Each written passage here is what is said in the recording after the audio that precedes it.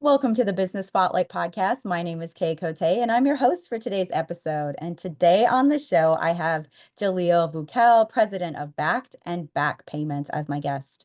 We're going to be learning about his business, his journey to business ownership, best practices, and challenges that he's faced to give you that inside look to what it's like to build and operate a business. Welcome, Xhelil. It's so nice to meet you. Thanks for being on the show. Yeah, thanks so much for having me. I appreciate it. I've been following your podcast. I've seen a lot of your stuff and I love what you guys are doing. Awesome. Well, we love to hear that. Thank you. So before we dive into all things business, though, I love to share a bit about your backstory with our guests. So feel free to take us back as far as you want and share a bit about yourself. Yeah, so I always like to say my career started in B2B, but really in sales. What now, 14 years ago, I got into small business finance, and when I first got started, I was, a grinder, literally living in the conference room, working weekends, trying to figure out how to get ahead. But fast forward a little bit, I've bounced around a couple different areas strategically, going into tech and specifically with Gardner. I don't know if you're familiar with them, but I kind of consider them my technology education. Spent a lot of time in that research and advisory, market advisory area, and then transitioned into B2B payments, which is what I'm in right now at a former company, and now here I'm running my own division specifically to supporting business to business transactions. Oh, now that Yeah. sounds like a cool topic because that's something we all are doing as business owners is transactions. So I kind of want to dive into that. So, tell me a little bit about backed and backed payments and kind of like like a little holistic look at what the company is. Yeah, so Backed has started like 6 years ago. I wasn't a part of the company when it first started. The focus was specifically to helping small, medium-sized businesses with the financing and capital needs that they have. I'm sure, as you know, like most small businesses, it's very challenging to find capital resources that are low cost and conducive to the way you need to operate them, lines of credit and such. And so, as the company kind of expanded over the last 6 years, there was a clear need to drive into and evolve into a new sector, which is the B2B payments, which is providing point of sale level financing or capital options. So I'm sure you might be familiar with net terms. Most businesses are buying on net 30 or something to that degree. But Mhm. ultimately, the industry itself really came out of a place of recognizing that there's still a major gap in that small, medium-sized business marketplace. So the owners of the company brought me in specifically to lead this division, which is supporting that area. So we work with all sorts of businesses who are doing business with other businesses. We support their customers by providing net terms and extended financing up to 24 months at the point of sale with instant approvals up to 50K and max lines up to 1.5 million.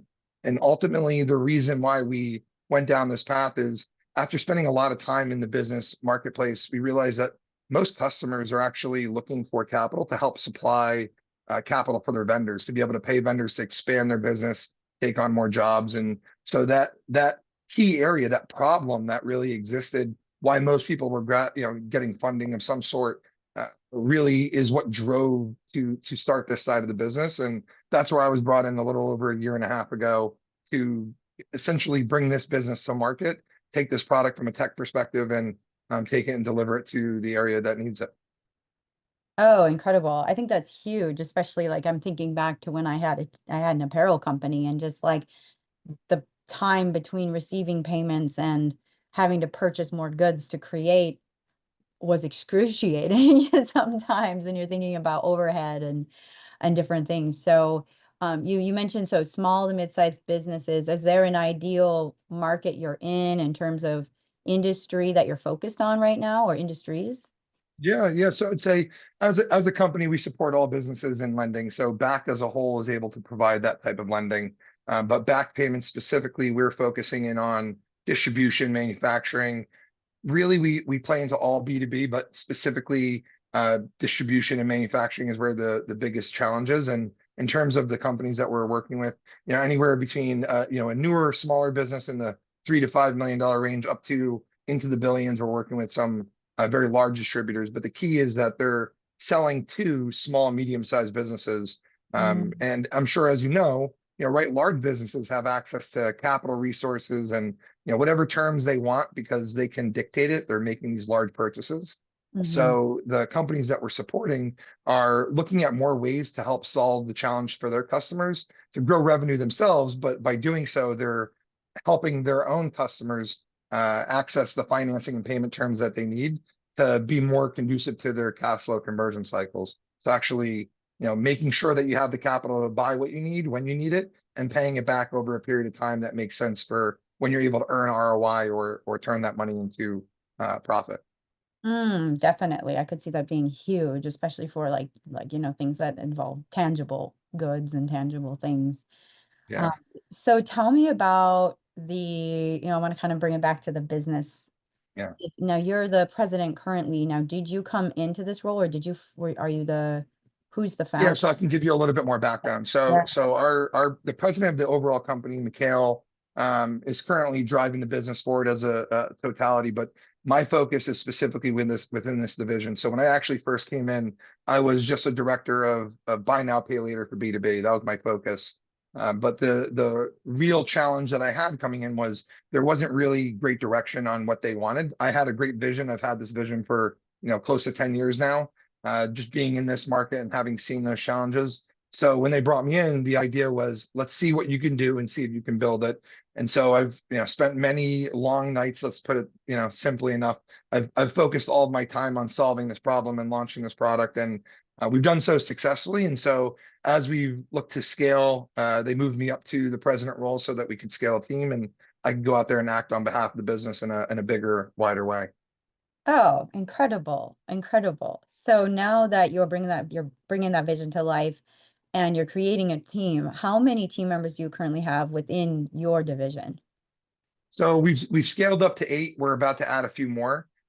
We do operate kind of a dotted line to the rest of the organization. So we do oversee different departments as well that report into us and support us, such as marketing, accounting, underwriting, operations. We are hiring some full-time employees within this division that are a little bit more senior, like heads of customer success, Mhm. operations director, that they can focus 100% of their time on this. But ultimately, right now, it's a smaller team, and our goal is to create something that is far more automated in the context of making sure we're bringing in A players that we can pay them well and be able to scale this organization more efficiently and effective rather than getting inundated into manual processes. Hmm, definitely. Now, with the main company, how many employees would you say, do you know roughly are there or have that? Yeah, we're right around, I think, 55 right now. Oh, We'll nice. probably be at 60 by the end of the year with just some of the recent hires that we're bringing in. Oh, wonderful. Love Yeah. that. So now looking at your role specifically as president, do you find yourself working more in the business or on the business, or is it kind of change day to day? Yeah, so that's a great question. So I run into this all the time. We're always talking about like the shifting gears of having to go all the way from the strategic level, thinking about budgets, execution, overall market messaging, how we are branding ourselves, and ultimately how we're converging the two sides of the business, down to the granular day to day, working directly with buyers, the people who are actually on the boots on the ground and looking for more information, looking for more insight. I find it in this current stage really helpful for me to be able to properly inform and make decisions at the strategic level. Though, at this point, this is why we're bringing in more personnel, because as much as it's great to have my hands in the mix, on a day-to-day basis, it can be a little challenging when, I'm doing that and I have 40 other strategic priorities going on that I'm trying to scale at. So that tends to turn my, 12-hour days into 16, 18, sometimes 20-hour days. But I love the work, so it's not too bad, but consistently shifting up and down depending on what that day to day looks like. Definitely. And that can be a lot after a while too, especially toggling between both brains, both of, in it and then on it. So I love to share what business owners are trying to do to help support themselves through those challenges. So what are some of the things you're kind of finding, if there are any, that are working for you and some places that are challenging for you? Yeah, so great question. So the first thing is like coming in early is it gets me started on the right foot. There's always fires to put out in any small business, but most individuals come into an organization and they want to make, they start at 8:30, 9 o'clock, and they say like, great, I have all these great strategic priorities, but then they're stuck putting out fires. So for me, starting my day early and getting some of those, key strategic areas knocked out, is very helpful before the actual day starts in itself. And then when the Mm. day starts, my focus is making sure that the operation is running smoothly, relying on our team to be able to help, fill the gaps that we have. And then I tend to spend a little bit more of my focus on the strategy side as we end the day, closer to 4 or 5 p.m. and then on. So where I found a really helpful and effective way of kind of managing all of that is creating some clear lines of differentiation, making sure I'm blocking out time on my calendar to do one or the other. There's always going to be fires to put out, but if you don't spend time on the strategy, for example, hiring, right? We've been trying to hire a couple people for quite some time, looking for the key right individuals. And it's so funny because, hiring someone would take a lot of that pressure off of my day to day in these roles, but you get stuck in that day to day. So I've made it a point to, forge forward, knowing that the impact of the long term is far more important. And the quicker I get somebody in the role that is that effective, operator in those key areas, it makes my life a little bit easier. So I prioritize my day to day tasks to make sure that whatever I'm doing is leading to more progress and a better tomorrow, so to speak. Not to sound cliche, but you can't get stuck in the day to day too often unless it is helping move the business forward. Yes, that is so true. It's easy to do too, to like, because it's just the tasks are there and it's like, yeah, that's where I get stuck sometimes. So that's a big one for business owners. And looking at some of these key roles that you're looking to fill right now, can you share a bit about what you're looking for to help the team Yeah, grow? so my primary focus is right now is head of customer success. So our business is very much dependent on the value we're able to deliver. We're not based in the context of like, hey, pay me and then we'll figure out how to deliver. It's very much a usage model. And Mm. so the organizations that we sign now, we say like, that's actually where the sale really starts. Like you can sign them up, it's great, but ultimately delivering on that value is where the ability to, make ourselves valuable and ultimately support that business starts. So the head of customer success role to me is the Robin to my Batman, right? I'm out there and growing the business, but I need someone that's going to help us deliver in a real way. And business to business is very complex. Like I'm sure as you're starting to see or as you've seen over the last few years, it gets even more challenging as you move forward and you see these different dynamics. Every business, even if I'm, for the example of like HVAC, I could go after an HVAC distributor and work with them and be very successful and go into a new one, and they can have a completely different purchasing habit, the way that their operations are set up, the way they communicate with their customers, whether they're selling a tool or something long-term ROI cycle versus replenishables. And so that head of customer success role to me is making sure that our customers are not only getting what we are selling to them, but ultimately delivering to their customers and creating a true shared experience that delivers value to everyone involved. Definitely. Now, looking at filling that role, what has been the biggest challenge with kind of filling either this role or other roles as you grow? Yeah, that's a great question. So, it's funny because as I went through this, we've had a lot of applicants and a couple different roles that we recently just hired for. This one being probably the most challenging, where I see these great candidates, but I think the challenge that I've had is I need someone who's truly not only just bought into, the importance of customer success and all, but ultimately bought into the challenge that we're solving for. And I think that in any business, the key, and we were just talking about this in our 2026 planning, is if your staff and if your employees don't feel engaged in the value that you're adding, don't feel engaged in the problem that you're solving for, it's not something that's critical to them. It's hard when those hard times come, when business gets a little tough, when there are more fires to put out or more challenges to handle. It's hard to stay motivated. And so one of the things that I've been focused on hiring for in that role is someone who not only has the experience, but someone who feels, I would say, activated by the challenge that we're solving for and sees that firsthand. Whereas, really what it distills down to is supporting the small business. Like, how can we support small business America and help them gain access to the same payment flexibility that these large corporations have? And I think that to me is the key of everything that we're looking for. Definitely. Now, how are you marketing the role out there? Are you on like LinkedIn, or are you doing anything kind of outside the box for finding this potential employee? Yeah, I think it's a combination of things. So we have some candidates that we're finalizing interviews with over the next like week or two. But I would say LinkedIn is always a great place to start. Then we have, an outreach to, companies that are in the area, individuals that look like they're key top people in their roles at similar companies or symbiotic industries, something that does speak to us, as well as engaged with an external third party who's helping us in recruiting for this role. I think, ultimately any aspect or anything that you're doing specifically with recruiting in this conversation is you have to take a multi-pronged approach. Going one direction and putting all your eggs in one basket might sound like good, staying focused, but ultimately for something like this, like our company's focus is not hiring people. That's not what our business is.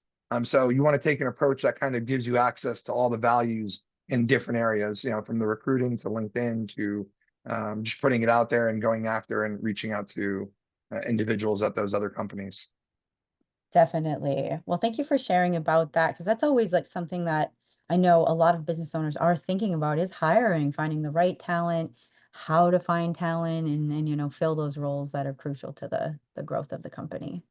Yeah, and I'll just add one little thing on that. So I recently saw a video that's stuck with me, and it's that if you look to hire A players, if your focus is hiring A players, you end up not needing to micromanage and have your hands in the day to day nearly as much.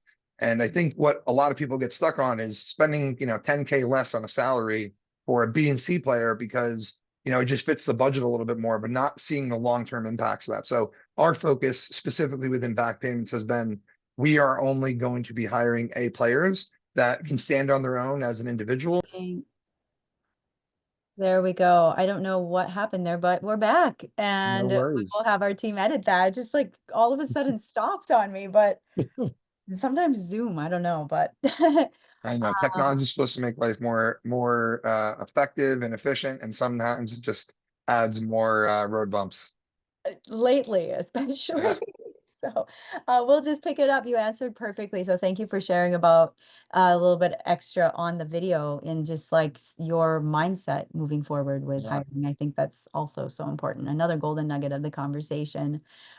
This has been a great conversation so far. Time has been flying, and so I know it's crazy. I want to get into our fun rapid fire Q&A. I'm going to be asking you 4 questions and just feel free to answer very top of mind. Okay, shoot. Our question number 1 is, what is the key to success for you? Due diligence, taking putting in the work, and I think iteration. I think there's often not enough focus on the iteration. Like it's okay if you don't get out perfect on day one, but you got to focus on putting the time in and reiterating on whatever it is that you're producing, whether it's product, people, process, technology. Always look to make it better. Love that. Yes. Number 2 is, what is a piece of advice you have for other business owners? Focus on your customer. I talk about this. I do this in workshops at SB and a couple other conferences. Like focus on the customer experience. Like that will lead you to generating much higher revenue, creating better employee experiences. But focus on what the customer actually needs, not just what you think you can deliver to them. That's a big one. That is a Yeah. big differentiator for sure. Yeah, I mean, it's a tenet and core principle for mine. Like product-led growth comes centered to being able to create a unique customer experience that engages people and wants them to continue working with you, not, you forcing them to or trying to deliver value. It's like deliver value and they'll continue to come back to you. That's true. That is true.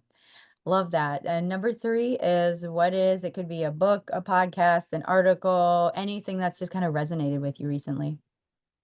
Um, That's a tough one. I would say probably my biggest area was, I just recently reread a book that sticks with me is Extreme Ownership by Jocko Willink.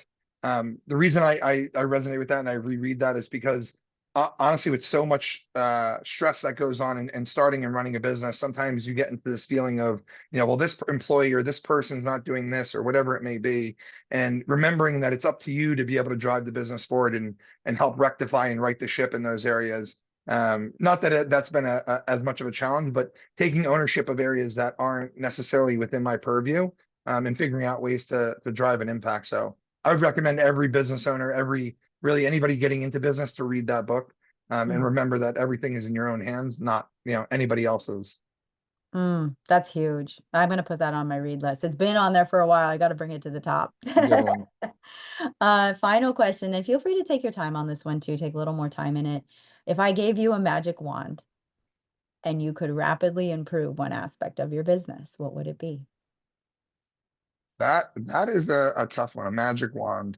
Um, if I could rapidly improve one aspect of my business, I would probably say, man, that's a good question. You really threw me for a hook there. Thinking about it a little bit, I would probably say like creating a constant cohesive communication between leadership and staff. So it's something that honestly gets lost in the day to day. And as much as, we try to do this in these, general company-wide meetings and such, the challenge that you run into and the challenge that we run into, I think most businesses do, is there's always a gap between leadership and, the frontline employees. And I don't think it's a desired gap by anybody, but often, especially in small business, you're running into the crux of having to manage a lot of different things at once and not being able to disseminate information down. And Mm. so, if there was a way for me to be a better, more effective communicator and sharing that, amongst the org, I think on a more ongoing basis, I think that would, significantly improve a lot because the way I look at it is like your employees are paddling the ship, so to speak. Like they're the ones helping move everything forward. And so kind of like this haptic feedback loop that goes up and down provides them guidance on where their North Star is and how this side needs to maybe paddle a little faster versus this side. Whereas I think that in most organizations, until you get to a certain scale, there's a little bit of disconnect within that. So that would probably be my area of focus if I had to. Oh, that's a great answer. It's so true. So thank you for sharing that. Before we get to our final question of the day today, uh, uh, how can people connect with you and your business online? Yeah, so you can find us at back.com. You can look a little bit more into back payments on there as well. There's a page on that for B2B merchants. We dive into all that stuff. You can also follow us on LinkedIn. Again, backed or backed payments. We have two LinkedIns, and then you can also find me on LinkedIn. I'm there as Xhelilvukel. And pretty easy to find me. I have a very unique name. If you reach out to me and you don't know how to say it, you can always call me Jay for short.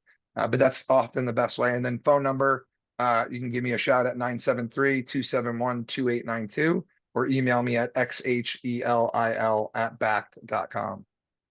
Awesome. Thank you so much, Jay, for sharing that. For our final question today, what is most inspiring to you today?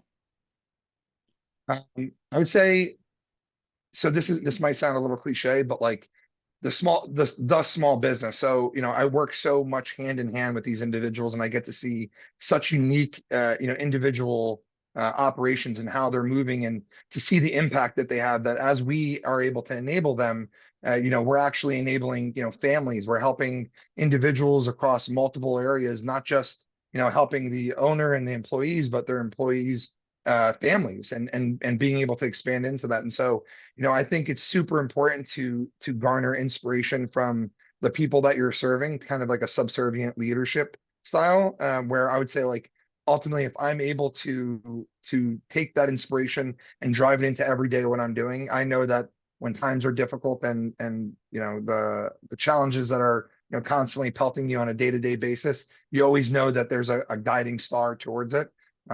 So for me, it's yeah, I'd say the small businesses that we support and seeing how much we're able to help them. That is inspiring, and I really appreciate this conversation today and you sharing your thoughts around business ownership and leadership. It was really great. So thank you for being on the show today. Yeah, really appreciate you having me. Love what you guys do and continue to follow. And if you haven't followed her, definitely follow the whole entire Action Coach seminar and Kay. I think that what you guys are doing is excellent and continuing to garner that type of shared experience and that shared knowledge base. So thank you. Love to hear that. Thanks. Yeah, absolutely.